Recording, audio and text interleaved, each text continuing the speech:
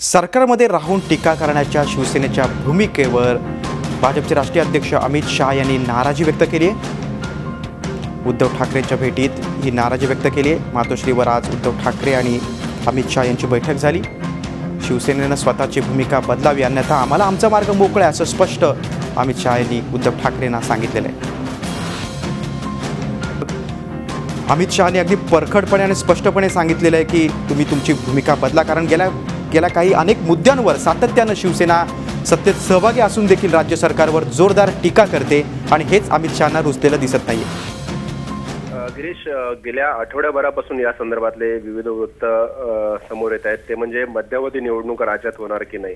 मुख्यमंत्र्यांनी स्पष्ट केलं होतं की आमच्यावर जर कोणी निवडणुका लादल्या तर आम्ही केव्हाही मध्यावधी निवडणुकीला तयार आहोत। अमित शहानी सुद्धा काल हीच भूमिका स्पष्ट केली होती की आम्हाला मध्यावधी निवडणुका नको आहेत, परंतु कोणी लादल्या तर आम्ही आजही निवडणुकीला तयार आहोत। आणि याचा अर्थ की भाजपने पूर्ण तयारी केलेली आहे आणि त्यांचा एक शंका मनात आहे की शिवसेना केव्हाही सरकारचा पाठिंबा काढून घेईल। आणि आज जेव्हा अमित शाह उद्धव ठाकरेंना मातोश्रीवर भेटले तेव्हा त्या बैठकीत राष्ट्रपती पदाच्या निवडणुकीबरोबरच राज्यातील सरकारच्या संदर्भातही चर्चा झाली आणि सरकारमध्ये सहभागी झाल्यापासूनच शिवसेनेने वारंवार सरकार विरोधात भूमिका घेतलेली आहे आणि ही बाब भाजपला रुचलेली नाहीये।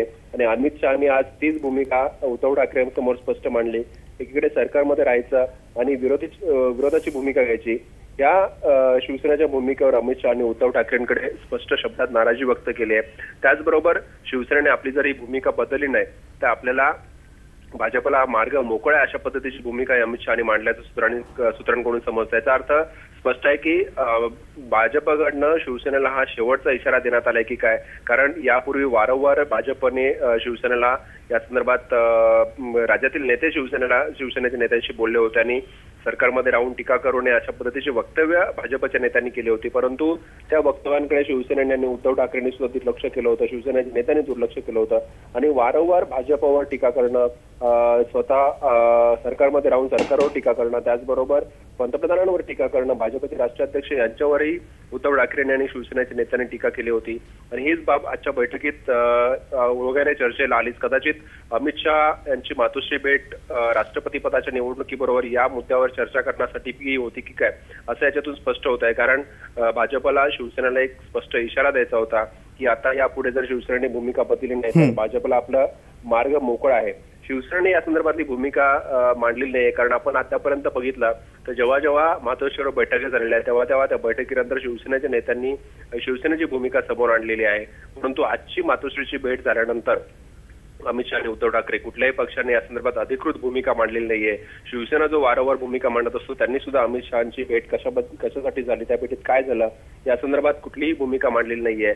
उद्या शिवसेनेचा वर्धापन दिन आहे आणि कदाचित या वर्धापन दिनामध्ये उद्धव ठाकरे हे अमित शाह यांची जी भेट झाली आज त्या संदर्भात आपली भूमिका मांडतील। राष्ट्रपती पदासंदर्भात जी भूमिका आहे भाजपने त्यांचा पाठिंबा मागितलाय, परंतु आता थेट भाजपने इशारा दिल्यामुळे शिवसेना काय करणार या संदर्भातही उत्सुकता आहे। त्यामुळे उद्याच्या वर्धापन दिनी उद्धव ठाकरे काय भूमिका मांडतात या भेटीवरती आणि राष्ट्रपती पदाच्या निवडणुकीबाबत हे स्पष्ट होणार आणि त्याच्यावरच आजच्या भेटीचं फलित अवलंबून असणार आहे। जर शिवसेनेने बॅकफूटवर येत सरकारमध्ये राहण्याचा निर्णय घेतला आणि राष्ट्रपती पदाच्या निवडणुकीत भाजपला पाठिंबा देण्याचा निर्णय घेतला तर आजच्या अमित शहाच्या भेटीचं फलित झालं असं म्हणावं लागेल। परंतु यासाठी निश्चितच उद्यापर्यंत वाट बघावी लागेल। उद्या शिवसेनेच्या वर्धापन दिनात उद्धव ठाकरे काय भूमिका मांडतात त्यावेळी। बरोबर आहे दीपक, भूमिका बदला अन्यथा आम्हाला आमचा मार्ग मोकळा आहे हे अमित शाह यांचं वाक्यच खूप काय बोलून जाते। आता याच्यावर उद्धव ठाकरेंची आणि एकूणच शिवसेनेकडनं काय प्रतिक्रिया येते ते बघणं देखील खूप महत्त्वाचं असणार आहे। दीपक, तुम्ही केलेल्या सविस्तर विश्लेषणाबद्दल धन्यवाद। झी 24 तास रहा एक पाऊल पुढे।